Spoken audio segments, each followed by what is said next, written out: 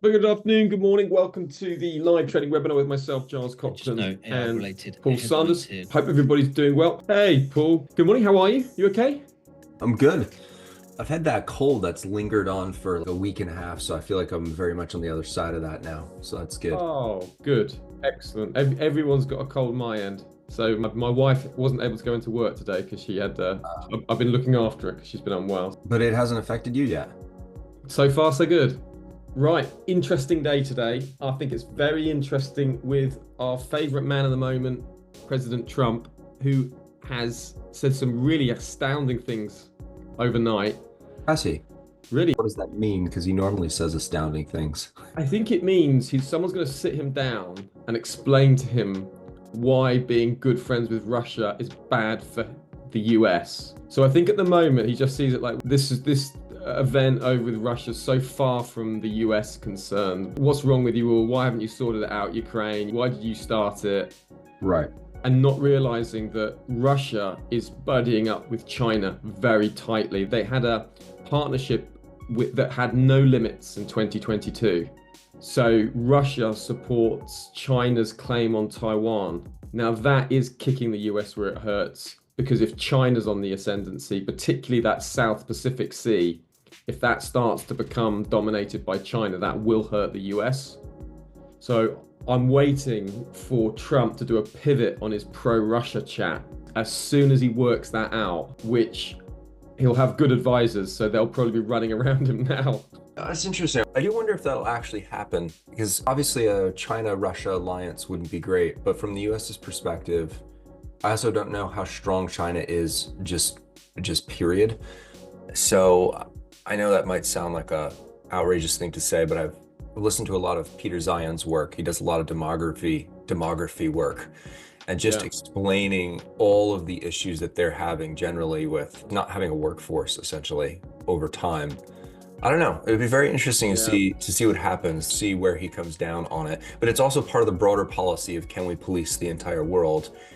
And it's like, so because the other thing you think about is also incentives. So say Taiwan, we do everything we can to defend Taiwan, just because we don't want to lose all of our, it has nothing to do with the Taiwanese people, which I wish it were more personal, but it has to do with like us getting chips and all of that. Getting access along that stretch of water as well is huge. Right, but ultimately all those incentives incentivize the further production of those chips and not any reliance on yourself, right? So from Trump's perspective, it's probably like, no, even if we have to go through some pain there, we should make them here at home. I don't know if any of that's true, but we're in the first few minutes of spouting opinions that may or may not matter. But what does matter though, Paul, is sentiment is down to start the session. So the general feeling is Trump's announced a new batch of tariffs that's due to come out on April the 2nd. 25% tariffs on autos, chip imports, some pharmaceuticals. And for context, that equates to about 50% of all the cars that were sold in the US last year. So about 8 million automobiles impacted by those 25% tariffs. And that's due to come in April the 2nd. Plus, we've got those tariffs due to come on steel and aluminium as well in March. Right. So but we say like it's down, but it's down what, 20 points from what, all-time highs? Oh yeah, it wasn't making a big, I was just trying to justify the relevance of our geopolitical chat. Right? Okay. I guess from a European perspective, it's really weird to have the US sitting down with Russia and not Ukraine and not Europe first. It's just odd. Yeah. It's like geopolitically, it's quite strange. And like the heads over here in the UK, there's just like a sense of bemusement, if you know what I mean, like what's going on. Yeah, probably it feels worse from a Eurocentric position, whereas it's just a long way from the US. It makes sense. So that's probably why it has more impact. You have to be careful though, because there is all the hacking and interballistic missiles and all the things that are possible today. So it's true. So the sentiment negative on that news, you got volatility pushing higher, and you've got FTSE 100 down. We had an inflationary print out of the UK, headline inflation coming in higher than expected, but it was a mixed print. Services inflation is lower, but the bottom line of that is investors now see only just 2 interest rate cuts this year. And, for context, was expecting 4. So that's weakening sentiment for the FTSE. Germany have got their elections on Sunday, and German growth has been really weak. And there's a concern that there was going to be a big swing to the right in Germany. So that's sort of weighing on sentiment. Just a quick question on the pound. Why did the pound fell, right? It rose even though 2 cuts less were expected? Yeah, because it was a mixed print. So basically, when you look at the detail of it, so some people are focusing on this headline here. Yeah. That headline is being attributed to the rise in private school fees here in the UK, which is controversial. It's to do with the fact that VAT is being put on school fees. So all of a sudden, and private school fees, that is. So that's a big boost. And also airfares. There wasn't the normal January discount that you get. There's been a bit of a airfare cost. So that's being attributed to that. Whereas if you look at the services inflation, it came in a little bit weaker than expected. So it was mixed. Short-term interest rate markets, what they're saying is, okay, we are seeing slightly higher along the curve, if you see, right? Okay. They're only now seeing, we're at 4.5, they're only seeing 2 rate cuts this year. Okay. Whereas if you look at a week ago, it was slightly more than 2 rate cuts. Okay, thanks for that. No, that's all right. So it's like trading this morning, it was like, okay, I said to guys, look, you probably expect the pound to go lower from here because the dollar should be stronger on the tariff concerns. But it's not like a massive thing. And like it literally could have gone either way. But just since the data's been breaking, people are focusing on the fact that it's, less to do. But it's really balanced. It's quite complicated. Okay. I won't go into any more detail because it will get confusing. No, thanks. But in terms of like us for today, volatility a little bit higher, stocks are down. Looking at gold and silver, they're continuing their way higher. WTI Brent crude carrying up on supply concerns. Looking at the dollar, now the dollar's a little bit higher on Trump tariff expectations. That there's all going to be these reciprocal tariffs that some analysts are saying, well, it's going to be quite hard to see the dollar carrying on lower. It might have a little bounce here. So there's a bit of technicals going on as well as a bit of expectations that, with tariff talk and, this being announced last night, it's just something for the dollar bulls to latch onto. Whether or not, we'll see. The New Zealand dollar strength is weird because the RBNZ have cut by 50 basis point last night, Najam, and they're expected to be cutting more aggressively in 2025 and 2026 than previously expected. So if anything, it should be New Zealand dollar weakness, right? So the strength is a bit weird. The move in yields just pushing up on those inflationary concerns. US government yields, bonds, you can see pushing up. So it's just kind of like inflationary fears, strength, equity markets lower, a bit of yen strength on the geopolitical concerns, a bit of Swiss franc strength and dollar strength, with the New Zealand dollar a bit of an outlier. You can see the New Zealand dollar dropped on the RBNZ meeting, but then pulled back. I don't know if Orr said something. I'll just check that Orr didn't say something, but...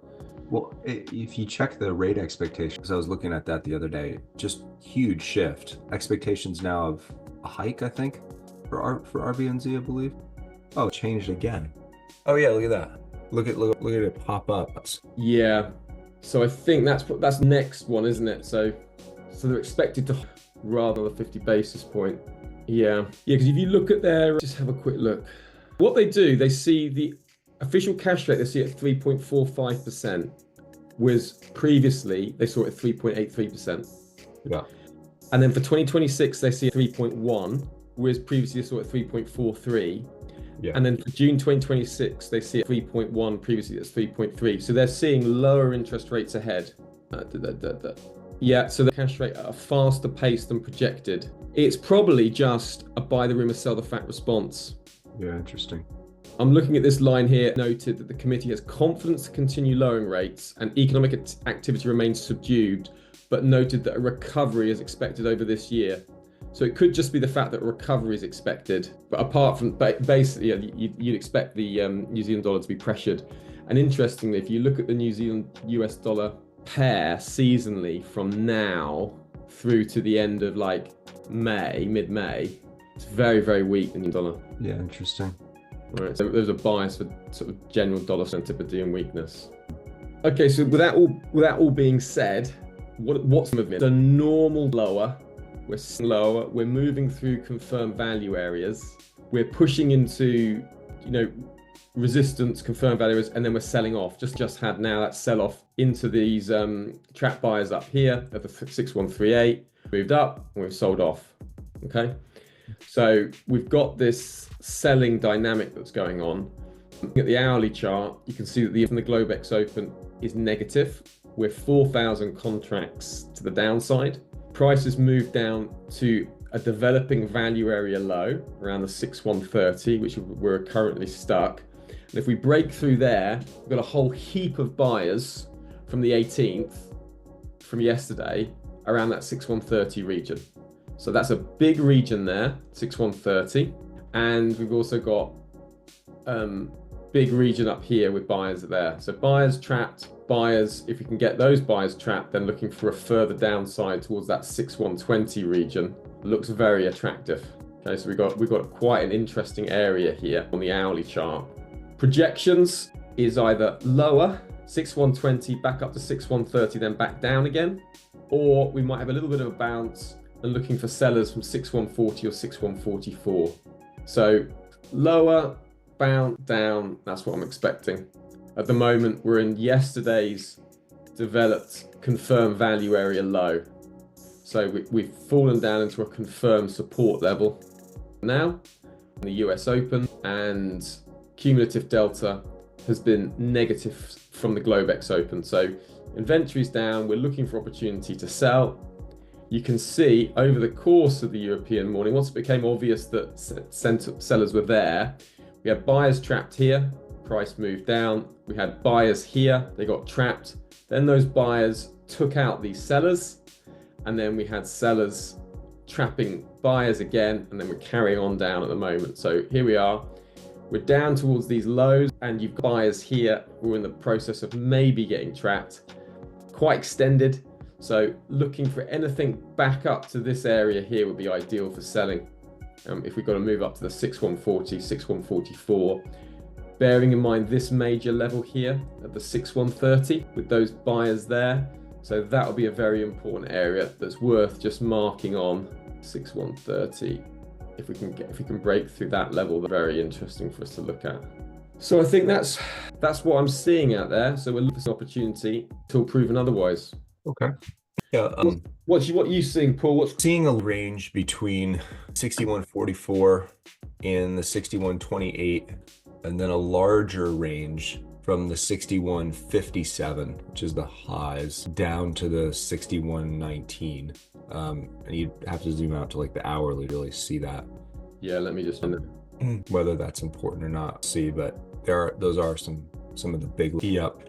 The only other thing we gotta remember is the minutes, FOMC minutes later, and I was wondering how they might be, or if it doesn't really affect us because we'll be wrapping up at noon, but still, I'm wondering if that will cut the day. It was all higher for longer, wasn't it, from the FOMC meeting? Yep. And tariffs were still very much unknown. Yep. So unless significance revealed, yeah, I expect it to be, and it's in a good spot. It's a couple hours after we close, so I don't think it should impact anything. It shouldn't impact us. And we've got Trump speaking. He's at 8 o'clock tonight as well, which is okay.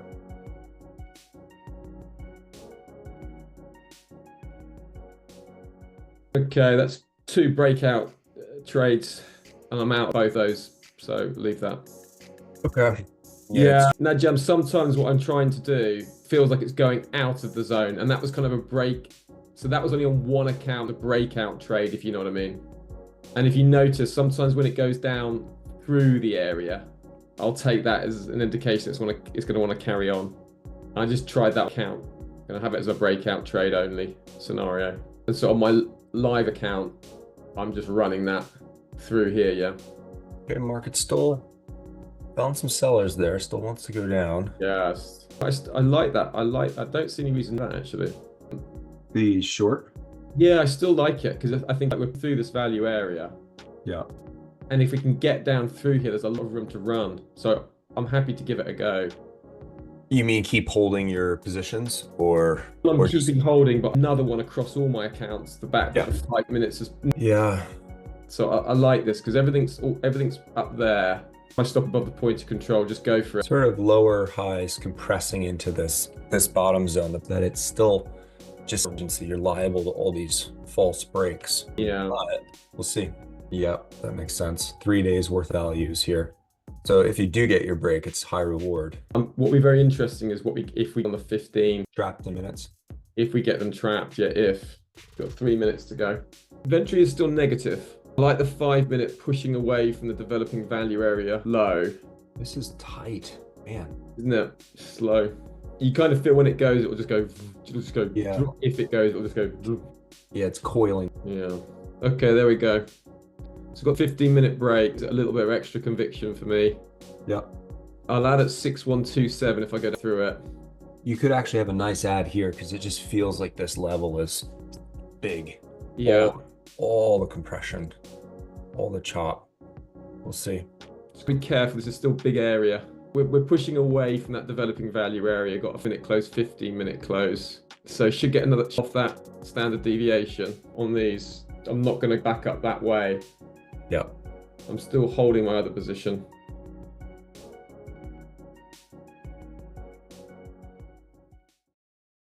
Okay, well, tricky day today. Started the session negative tariffs from Trump. The Ukraine peace deal was on the rocks with Ukraine sidelined and Europe unsure what that means going forward. So inventory negative to start the session. We're in this really big level on the 1 hour chart, huge amounts of buyers there, big area, developing value area on the weekly market profile, and looking for a collapse down through there would have been a great trade. Update from CNN. Trump administration may use public health order to cut immigration. The first opportunity was to try and go short as these sellers took out these buyers down at the 30. Now that was sucking in people. The usual method is not to be taking trades in value area lows, Migrant. but it was just with the sellers trapping that. Now such a tasty level, worth a punt to try to go lower. That failed when we saw price going back above the point of control, and some of these breakout sellers, it was just obvious they were getting trapped down here, and value started to build to the upside. That was a good opportunity to get out. Then we had that enigmatic tweet from Trump that he was going to be doing a big mega deal with China. Saw price sort of move up sharply higher and thought, I'll try and get in on that. Got out for around break even. As soon as I saw those and sort of the fact that sellers trapped those buyers, once that was obvious, it was like, well, there's no point carrying on with this trade. The trapping the buyers. So if that was so important, then we would have clearly gone higher. Then gave it another stab. Just the fact that we were up at these highs and we were trying to push to that value area. We saw these sellers getting trapped on the 5. Trap sellers, all the sellers trapped down there. I thought, okay, try and lean against this level, push higher.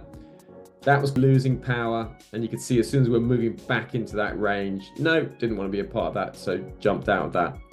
Then finally we got on the right side of the winner's margin with these buyers trapping these sellers all across top there. And if you look on the 15-minute, just saw these buyers coming in, trapping those sellers down there. So as soon as we could see those sellers getting trapped, that was a good opportunity. Go long off that area, and then entered another long as I came up through this region, looking to keep going, and then took 2 trades off. Gave it an opportunity to push through the first standard deviation, like rejection, no. But then had another opportunity with seeing trapping these sellers here. So as soon as those sellers were trapped, okay, let's give it another go. Went with that to the upside, entered a second position as these sellers got trapped. So pushing through, and then just trailed the stop and just taken out on a trailing stop. Had some shorts that were meant to be trailing but triggered in as trade, so I just closed them out as soon as it was a mistake. And so that was it. That was a messy, rangy day today. Best we could out of it. Yeah, it's tricky, really. Yeah. But we will tomorrow. Yeah. Take votes. Yeah. Cheers, everyone. Bye.